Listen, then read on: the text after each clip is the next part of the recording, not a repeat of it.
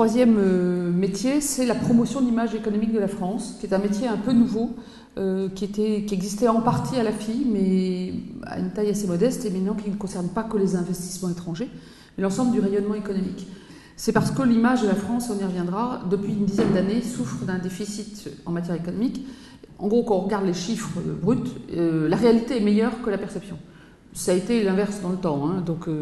on est dans cette phase-là, et donc il faut faire des efforts redoublés, d'où le fait qu'on met à disposition, je reviendrai sur ce qu'on fait avec notamment les CCEF, les chambres de commerce, on met à disposition énormément d'argumentaires pour les ambassadeurs, les ministres, les CCEF, enfin, tous ceux qui peuvent être des porte-parole de la France,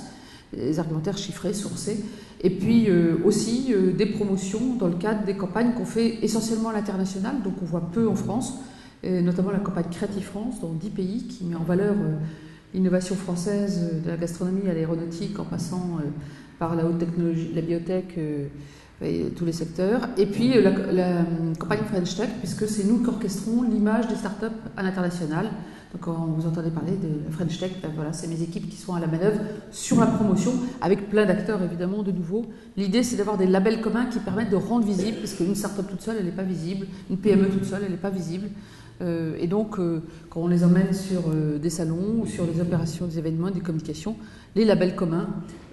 sous lesquels se mettent ces PME ou ces startups leur permettent d'être plus visibles et de vendre leur qualité à l'étranger.